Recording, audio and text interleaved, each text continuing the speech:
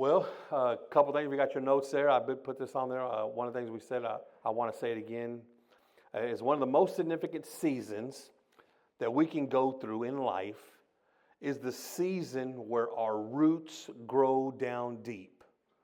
And this happens, I know that it's hard to tell, but when a plant's growing and the roots start to grow down, once they get to a point where they're really secured down, that's when something starts happening up on top. And you know, see, it's a season where externally we don't see nothing happening. And this is where a lot of times we find ourselves, especially in life, we find ourselves like, man, I don't see nothing really happening, and so I don't know if God is moving. Or you've asked God for something and then it's not happening. Like, man, I don't know, is God even listening to me? Or how many times have you prayed, Lord, I need help with this, and then everything gets worse? You're like, man, what is really going on here, right? Like, man, I asked for help. I didn't ask for more problems. You know, help, not hurt. Help, not hurt. You don't know what's. And we feel like because we don't see nothing happening, we don't know what's going on. But roots that are growing way deep down, when this stuff starts to really unfold, we see God's hand holding us and keeping us through. But beneath the surface, God is building a foundation that your destiny is dependent on. Who you are is dependent on how your roots grow. That's why I said in the first one, I said, listen, it's not good for you. Whether you stay here or don't stay here, or you get another church, don't just go place to place, because then you never grow anything deep. And so when real situation comes, you're like, I got nothing to stand on. It seems like everything that happens, I'm getting blown over. I don't know what's happening. It's because you've grown no roots. You're not secure. Things are not rooted down. And I said the question is not whether God can provide what's needed. That's not the question. I know that God will provide what is needed. The question is not whether God can provide what's needed, but whether you are prepared for when He does. That's the question. Are we going to be prepared for when God actually moves? Will we be prepared for it? And that comes down with building roots. Our whole theme is based off of Colossians chapter 2, verse 6 and 7. It says, therefore, you have received Christ Jesus the Lord, so walk in Him, rooted and built up in Him and established in the faith, just as you were taught, abounding in thanksgiving. We've been talking about roots, about everything that healthy grows down first. And when it grows down first, it allows us to do more. It allows us to find out who God has called us to be. And today we're going to talk about something I think will really help us grow, and that is, and I feel like we desperately need it to, and that is community. That's what real community does. Because most of us, we love Jesus. If we're honest, we all love Jesus. We just don't like people that much. Right? Come on. I love Jesus. I just don't like the people I work with. Right? I love Jesus. I just don't like the friends that I got, all the friends on my block, or I don't like the way things are turning out, or I don't like my boss, or I don't like right? I love Jesus. I just don't like the guy that's living behind me. Right? Come on. You can be honest, right? And the idea here that I want to go with is that when we build community, when we actually truly build community, we look past what we want, our needs, and we see that others need us more than we thought they did. One of the biggest things that can happen in the process of dealing with people that we don't like, is that we can become people we don't like. Listen, the biggest thing that can happen when we're dealing with people that we don't like is that we can become people we just don't like. How many times, now that you're a little older, how many times have you caught yourself saying something that your mom said that just upset you when you were 9 and 7 and when you were 14 and 15? She said something, or your dad said something when you were 15, and it made you furious. And then you catch yourself saying it now, 25 years later, 30, right? How many have said, come on, right? In the process of dealing with people you don't like, if you have no roots, we can become people we don't like. That's just the truth. If we don't listen, because if nothing is really dealt with, if you don't really grow and find out who God has called you to be, you just become whatever else is around you. How many times have you said, "Man, that person brings out the worst in me," right? All right, or man, here's what I would say. Well, then don't let them. Stop allowing others to bring the part of you that you're trying to deny. This is what makes us feel like we don't want anything to do with community. Because you say it. If you go up to someone says, "Hey man, we're going to go all hang out and do this," and he's like, "Who's all going?" And then they say that name. You're like, "Oh, you know what? I got something to do," right? Because that one person is there, you're choosing not to be because you feel like they bring out the worship, or there's something about that person you don't get along with. So you'll choose not to be where you should be for everyone else, or even mainly that person, because you don't like the way they make you feel, because you don't like what's going on. And if we're not careful, listen, we turn our faith into a me and me alone, or me and Jesus thing, when the gospel was never meant to be lived alone. First point of your thing is, listen, we are called to grow together. Listen, I promise, no matter what plant it is, if you pull out a plant, you're not going to find just one root going all the way down by itself. That's all. You're not going to find that. You're never going to find that. It's going to start branching off, and you're going to start seeing all kinds of stuff happening. And all of a sudden, it's going to be a multiple of things. There's going to be other arms and legs. Everything's going to be, and you're going to see all this stuff going on, because we're not called. Listen, we are called to grow together. God never intended for us to just follow Jesus alone. And that's it. He wanted us to, listen, we're not to be by ourselves just following Jesus. The gospel restores us into a family, not isolation. In Hebrews chapter 10, verse 24 and 25, it says this: "Now let us consider how to stir up one another to love and good works, not neglecting to meet together, as the habit of some, but encouraging one another." The scripture doesn't say, "Listen, I need you to figure this out on your own, all by yourself. You're on your own. See ya. Bye." No. Listen, we're supposed to, listen, he said we got to stir up together. How many have you been in this room, you're talking to somebody, and all of a sudden they say something like, "Oh, that's a good idea." Or you're thinking, "Man, I'm going to do that." "Oh, you did?" And you hear something, they tell you that's something great, like, "Man, that's praise the Lord, that's awesome." And you get encouraged, and all of a sudden now you feel like, "Man, God is really moving on Robert. God is really moving on Bert." You feel that, you're like, "Man, he's really doing something there." So then what do you go home thinking? God can move. Right? That's stirring up one another.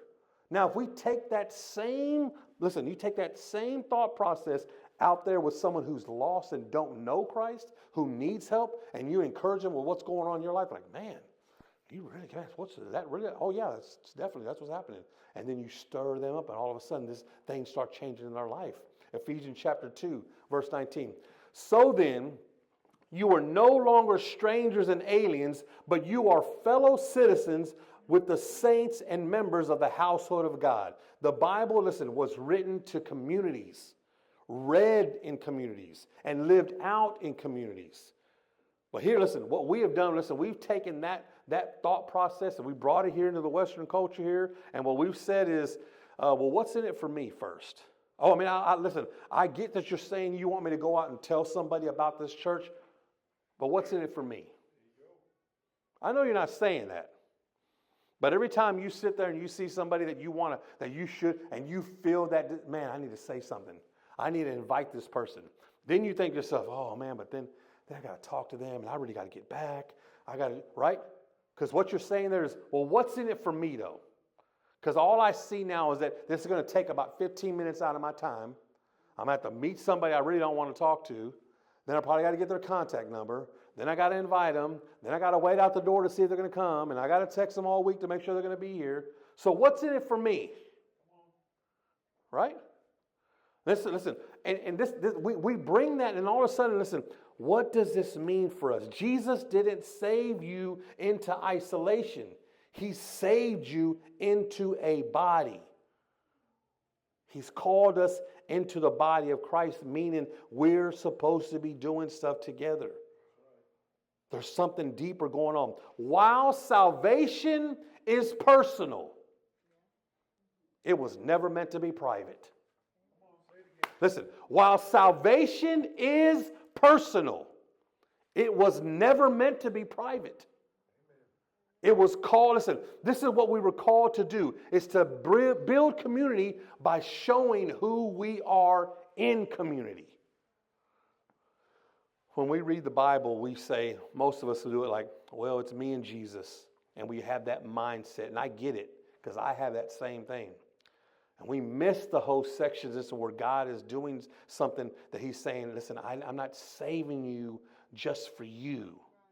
I'm saving you for the people that are in this room. I'm saving you for the people that are in this church. I'm saving you for the family of God. We are called to grow together. And then, listen, we are formed together. We are formed together. Community protects us. It matures us. It keeps us grounded in truth through accountability and shared discernment. Well, listen, we are formed together. That's why I said at the very beginning, what I say, sober means what? Come on, sober means what? And now listen, so we can all walk out of this room. We can all go to Kroger. We can all go down a different aisle. And we can all have a big shirt that says sober. And when someone says, what's sober mean? We're all going to say, sober means community. Listen, this is who we are now. We have a shared mindset. Our idea is we know that sober means fullness. And we want to go and lead people to discover the of life. That's what community does. This is what we do. So we are formed together. Proverbs 27:17 says it this way. Iron sharpens iron, and one man sharpens another. That's what we do. Listen, we build each other up. I'm here for you, you're there for me, and now it's easier for me to go be out there with them because I know that I got someone with me. When I told you this before, but I'll tell you again, when I used to do some street witnessing with Brandon's dad, we were at a Iron Maiden. It was Ozzy Osbourne. And Ozzy Osbourne was doing a concert. And we were outside of Ozzy Osbourne concert, and his dad was passing out tracts, just preaching the gospel. Man, going at it, boom. And his dad was just like the king of street witnessing. There's no doubt. It didn't matter who you were. He was just that way. And so he's preaching the gospel, and there was these knuckleheads coming around, and they were starting to throw small rocks and just trying to, say something, And listen, had I not been there, Jesse would have still did what he was doing. Just getting pegged in the back with little rocks. Stuff was happening. I was like, hold on, what you doing? You know what I mean? You know what this is? You know what's happening here? Community. Listen, it was easier for him to lead people to the Lord because I was like, hey, I dare you pick up another rock. Right? Do it. I wish you would. Right? Listen, I know that sounds crazy, but that's community. That's knowing that I can walk into a grocery store and see, hey, man, how's it going, man? What's going on? And then you see me talking to somebody, right? And all you're doing is like, man, you're just in the background like that. Community. Being formed together for something better, greater than what we're doing now. That's what community does. Galatians chapter 6, verse 2 says, bear one another's burdens and so fulfill the law of Christ. To bear one another's burdens. We've been so isolated that the only thing that we hear is our voice. That's what happens. When you're so isolated, it's all you hear. This is why when something goes wrong in your life, you hear all the bad things. You're thinking, man, and you notice how everything that goes wrong or when you hear all those voices, they all sound like you. Come on. I know it's the enemy, but it sounds like you. Right? Oh, it's just you. We're only talking to you, Pastor. It's not me, right? It sounds like you. All the stuff that goes wrong, and you hear all these voices, it sounds like you. That's why, because listen, most of the time you can trace it back now, and you can ask yourself, did I call somebody in the church? Did I ask somebody for prayer? Did I read what God was saying to do? Did I go over the notes that Pastor gave us at Sober Church? Am I do? Listen, because if you do all of that stuff, then when those voices come up, they sound like someone else encouraging you. They sound like you hearing the story when someone else was able to get through something like this. It doesn't sound like an isolated voice. Listen, Ecclesiastes 4:9 says, 2 are better than 1 because they have a good reward for their toil. For if they fall, one will lift up his fellow. But woe to him who is alone when he falls and he has not another to lift him up. Again, if 2 lie together, they keep warm. But how can one keep warm alone? And though a man might prevail against one who is alone, 2 will withstand him. A 3-fold cord is not quickly broken. Come on. Listen, this is what community is. When we're in a community, God uses other people to protect us. Listen, from deception, from burnout, from bad theology, from being alone. This is what happens. You start talking to somebody, and all of a sudden now you feel easier. It's easier to get through life when you're sitting there talking and sharing and going through life with somebody. Community is built. Listen, we are formed in this. This is who we are. Real community, listen, it requires vulnerability, it requires accountability, and it requires humility. However, listen, most of us say, I'm not sure if this is really where I want to be, and then you'll go through life and you'll wonder why everything seems like I'm so by myself. Why does everything seem like it's all just on me? Why does it seem like my life is the worst life there is? Or why am I not living like they're living? Right? And listen, I promise, just walk over and find out what they're doing. Build community and find out that they've probably been through the same thing you've been through. You just didn't know it. Now all of a sudden you realize, well, if they can do it, come on, I know I can do it. Community also brings grace, wisdom, and protection. Community doesn't just affirm you. Community forms you. It forms who you are. Listen, when believers live disconnected, they become easy targets for confusion. That's how the enemy works. I don't know if you've ever seen those videos on Natural Geographic where they show a lion or lioness going to attack the gazelles. You ever notice that? You ever seen those? They'll start chasing them, right? And all of a sudden, them jokers break out. They're running, go as fast as they can. The lion doesn't pass up all of those to get to the ones at the front. They don't go to the ones in the middle. You know what they do? They wait for the last one that's straggling and it gets all by itself. Hear me? When that one gets all by itself, then they come around and they corner it now. Then all of a sudden, other lions show, it was all around, and it's just one. Because listen, they are smart enough to know that they can't take on a herd of them. If they can get you by yourself, if they can get you alone, man, this is easy cooking right here. And that's how the enemy works.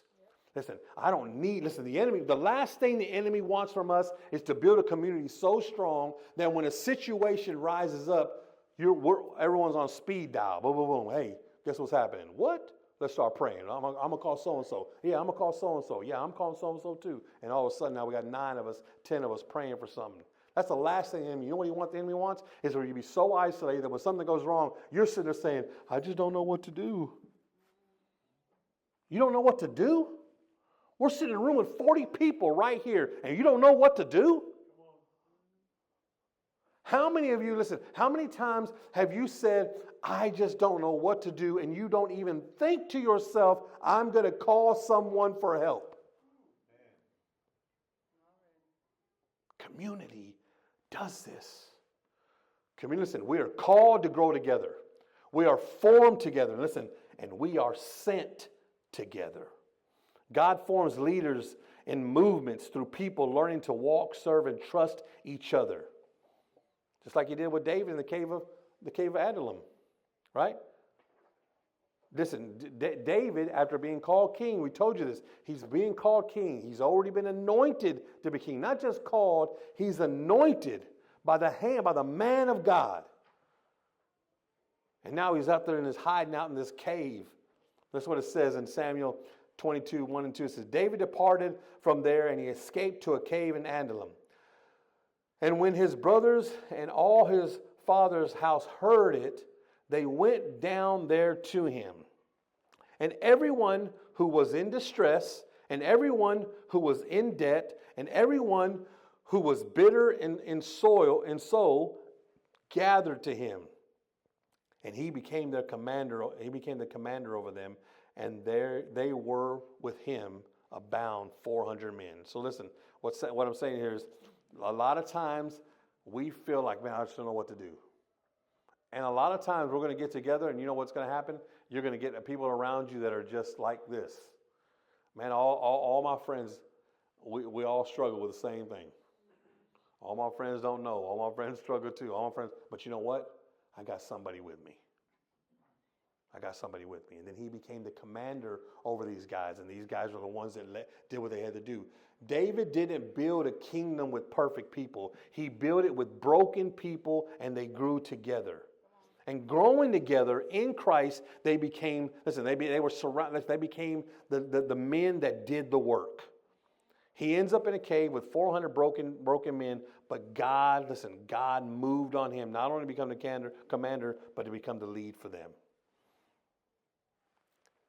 And how he does it is because in the fields, God shapes David into the disciple of God. How he does it, when he was in the field, he began to make him become, a disciple. And listen, when he was battling the bear and the lion, it was easy for him to battle Goliath because God was shaping him here now to become the trusted warrior of God.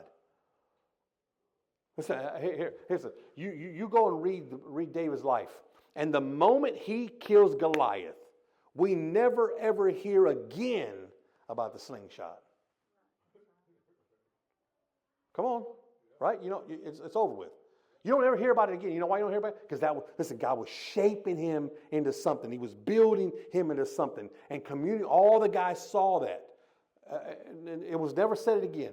God was doing something with him that began to create. And everyone around him began to say, okay, I can follow this guy. I can go with this guy. I can trust him.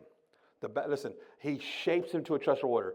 But when in the cave, he's surrounded by 400 broken men, it's right here that God actually begins to shape David to become the king. Here's how he learned to lead people. It's right there that he learns how to trust others. And it's right there he learns how to build the people that he was with. It's right here that God was protecting his calling. Before God trusted David with the kingdom, he taught him how to love a community. That's what happens here. He was doing all that. So he was trusted to be in the field, and he was shaping to become a disciple. It was fighting the lion, it was fighting the bear, it was fighting Goliath that he began to be a trusted warrior. This guy can fight. There's no doubt about it. We can trust this. But it was in that cave with those 400 guys going through real life that God began to make him the king that he is. That's what it was. In Ephesians chapter 4:16, it says this: from whom the whole body, joined and held together by every joint with which it is equipped, when each part is working properly, makes the body grow so that it builds itself up in love. So that it builds itself up in love. The challenge is this: you don't grow deep roots by attending alone. You grow deep roots by being together. You grow deep roots by belonging somewhere. Roots don't grow deep in independence. It grows deep in interdependence. That's what happens. It grows deep in interdependence. So we need a community. Listen, we need to get to the point where we stop avoiding doing things alone, but start doing things together.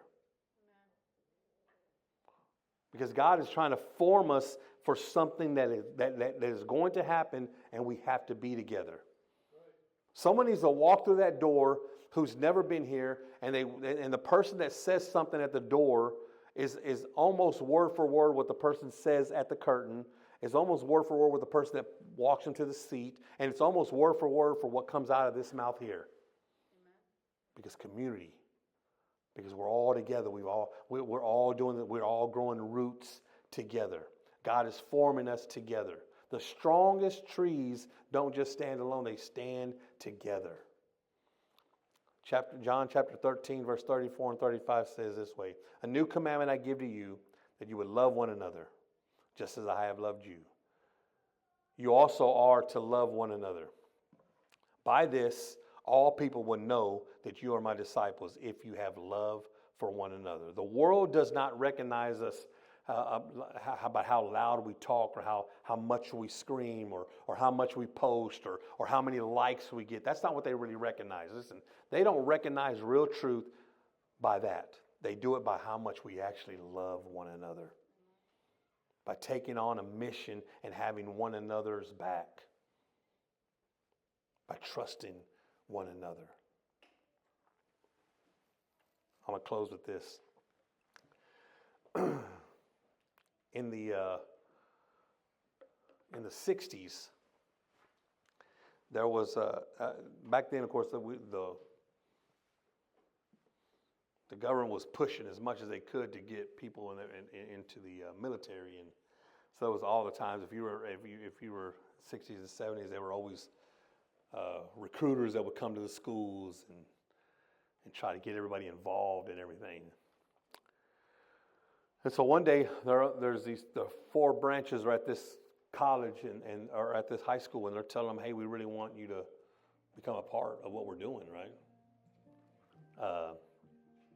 And so the first guy gets up there from the United States Army, and he gets up there and he says, "Listen, if you join the Army, man, you're going to get a GI Bill. Your college is going to be free, right? Uncle Sam's going to pay for it. Come on, you can't beat that. It's going to be awesome. You're going to love it. We want you to join the Army." And he steps down, and the lady gets up there, and she's from the Air Force, and she says, "Hey, if you join the Air Force, you're going to learn to fly jets. You're going to get to work on engines. You're going to get to retire early. You're going to make a ton of money. You join the Air Force." Another guy gets up there following that up, and with the Navy, and he stands up there and says, "Listen, I want you to join the Navy. Come join the Navy. Get in with us. Learn new job skills. Learn career advancements that'll help, opportunities that'll help you when you get back out there." And I know the Air Force said you're going to fly planes, but listen, we fly more planes in the Navy than anybody. Come join the Navy. Then this guy gets up there, he's all beat up. Marines guy walks up there, and he's all worn out, scary, looks mean. He stands there, and he gets over the podium, and he looks, and he just starts slowly looking across the crowd.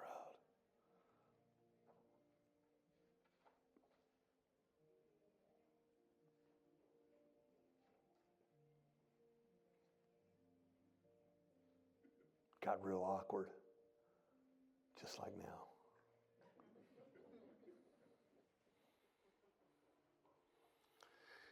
He says, "Ladies and gentlemen, I was asked to come recruit potential Marines. But from the looks of this audience, I think I'm just wasting your time and mine. I know that I'm expected to tell you to join the Marines and you're going to love it. I'm expected to tell you it's great career advancement opportunities and early retirement and job skills, and you'll get to practice and learn a trade. But if I'm honest, none of that's probably really going to happen. If you join the Marines, you're going to hate it. If you choose us, you'll curse the day you were born. You'll be mad at God for making your mom, and you'll be mad at your mom for giving you birth. You're going to be cold and hungry, thirsty. You're going to be, some of you are going to be shot at. Some of you are going to be hit with live ammunition. Some of you are going to be killed in the line of duty. Because when you join the Marines, you're the first ones in. You're the last ones out. So I'm sorry for wasting your time. Because I've already looked over this whole crowd and made eye contact with every single one of you, and I don't see a single person here that has what it takes to be a United States Marine. So forgive me for wasting your time. You guys have a good day. And then he walks off.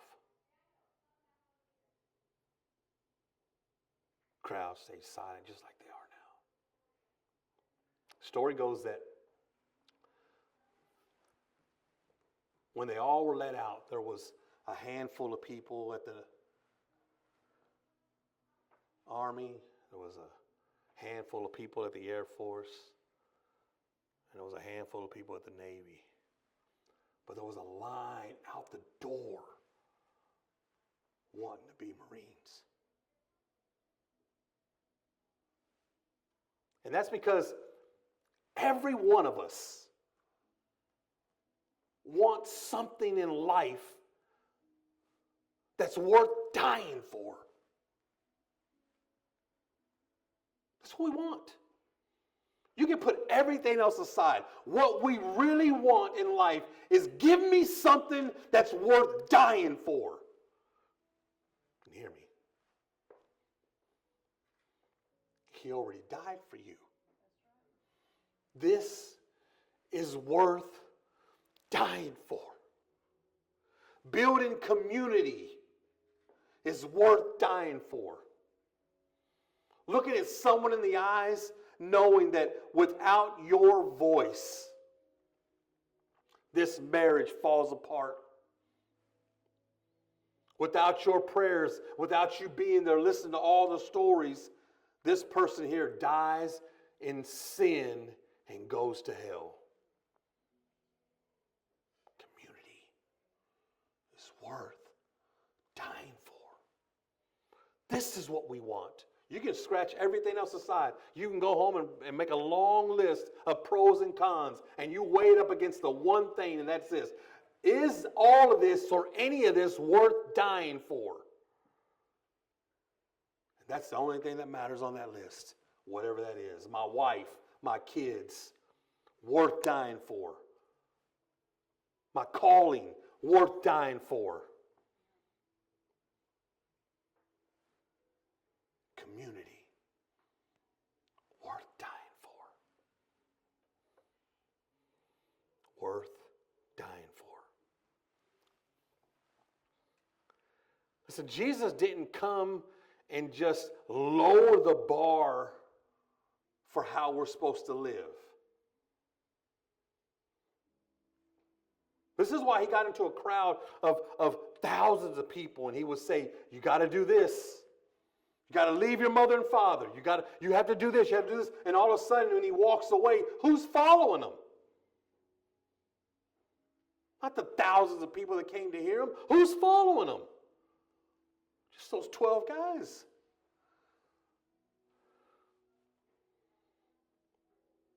But what he said, listen, the community he built with those 12 guys, we're still talking about now. The only reason I can quote what Jesus said is because John wrote what Jesus said. Listen, the only reason I'm quoting what Jesus did is because Mark wrote down what Jesus did. He built something that was worth dying for, and every one of those guys paid a price for it. Every one of them. Because building community is worth dying for.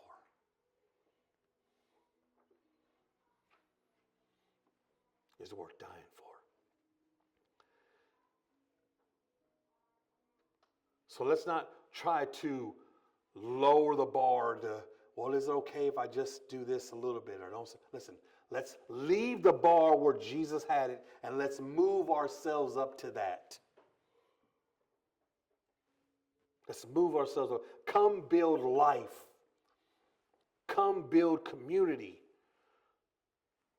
Come build his church. Stand to your feet with me.